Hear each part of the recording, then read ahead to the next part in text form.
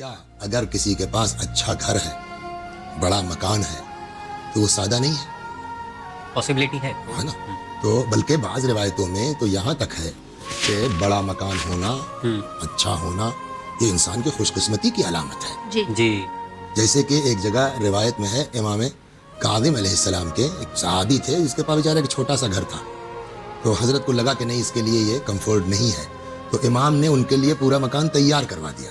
اور وہ جب مکان ریڈی ٹو موو ہو گیا تو حضرت نے بولا کہ یہ لو چابی, جاؤ شفٹ ہو جاؤ. تو اس نے کہا مولا جو ہے وہ والا مکان میرے باپ کا بنوایا ہوا, باپ دادا کی نشانی ہے. جی جی.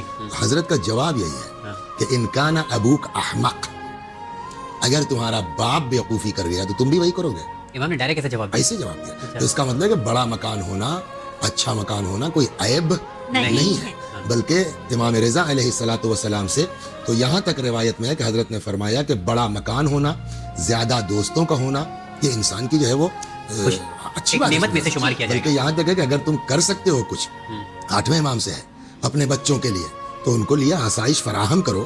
ایسا نہ ہو کہ وہ جو ہے وہ تمہاری موت کی دعا کرنے لگے. دیکھیے مین چیز کیا ہے, دنیا کو حاصل کرنا وہ عیب نہیں ہے جی, دنیا سے دل باندھ لینا وہ عیب ہے. میں آپ کو ایک داستان سناتا ہوں, ہمارے علماء میں ہے اور بڑی عظیم شخصیت ہے, مرحوم نراقی رضوان اللہ علیہ. یہ 2 باپ بیٹے ہیں اور دونوں بڑے عالم گزرے ہیں, اور اتفاق سے دونوں کی کتاب جو ہے اخلاقیات پر ہے, معراج السعادہ اور جامع السعادات.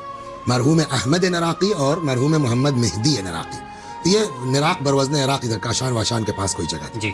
تو بڑے عالم بھی تھے اور زیادہ پرانے زمیندار رہے ہوں گے, جو بھی تو اچھا خاصا زمین جائیداد مکان بھی تھا. تو ایک کوئی فقیر مینش آدمی, جن کی کتاب جب چھپی تو بڑی مشہور ہوئی, تو ایک فقیر مینش آدمی نے کتاب پڑھی تو سوچا کہ یار ان سے ملا جائے, کوئی بہت بڑی چیز ہوں گے. اب وہ آیا تو اس نے جب ہاؤ بھاؤ دیکھا, نوکر ہیں چاکر ہیں, یہ زمین وہ کوٹھی یہ وہ, تو اس نے کہا لو یار یہ لوگ مولانا لوگ بھی خالی لکھتے ہیں, یہ دیکھیے آپ. آغا سمجھ گئے کہ اس کے دل میں میرے تئیں کیا ہو رہا ہے. خیر بیٹھے رہے, اپنا جو بھی تکلفات, چائے ناشتہ جو بھی ہوا. آغا نراقی نے کہا کہ کربلا چلو گے, بات نکل آئی کربلا کی, چلو گے؟ کہاں صاحب چلو, آؤ چلے. چل پڑے. کچھ دور جانے کے بعد جو فقیر آدمی تھا اس نے کہا صاحب میرا کاسا چھوٹ گیا جلدی میں آپ کے یہاں, تو پلیز واپس چلیے. ان کا ٹینشن کس بات کا, میرے پاس پیسہ ہے, چلو میں عراق میں خرید دوں گا, نجف میں کروانا. نہیں صاحب وہ تو ایسا تھا, وہ تو کیسا تھا, وہ فلاں جگہ کا تھا, مثلا ہندوستان کا تھا, وہ ہاتھی کے دانت کا تھا, جیسا بھی ہم خرید دیں گے, میرے پاس پیسے کمی نہیں ہے. جی. اور نہیں صاحب وہ میرا وہ ہے. خیر واپس آ گئے. آگے اس نے اپنا کاسا لیا, کہا صاحب چلیے, کہا مجھ کو نہیں جانا, میں تم کو صرف یہ بتلانا چاہ رہا تھا کہ میرے پاس اتنا سب کچھ ہے. لیکن جب بات کربلا کی آئی تو میں نے پلٹ کے نہیں دیکھا کہ کیا ہونا ہے, میں چل پڑا. اور تمہارے پاس کچھ نہیں تھا, ایک کاسا تھا, لیکن وہ بھی تم زیارت کے سفر کے نام پر ایک کاسا اپنا نہیں چھوڑ پائے. تو اب اس اعتبار سے کیا اس فقیر کو اچھا کہیں گے آپ, یا اس جو ہے وہ بڑے گھر والے کو؟ تو معیار یہ نہیں ہے. معیار یہ ہے کہ آپ کے پاس ٹھیک ہے, دیکھیے آپ کے پاس پیسہ ہوگا تبھی تو جو ہے آپ دوسروں کی مدد کر پائیں گے. لیکن اب پیسے کا مطلب یہ نہیں ہے کہ آدمی اپنی اوقات بھول جائے, آدمی اپنی حیثیت بھول جائے. کمال وہاں ہے کہ جہاں اللہ نے نوازا ہو اور ہم ہائی فائی زندگی گزار سکتے ہوں, اس کے باوجود ایک عام پبلک کی طرح زندگی گزارے, وہ ہنر ہے.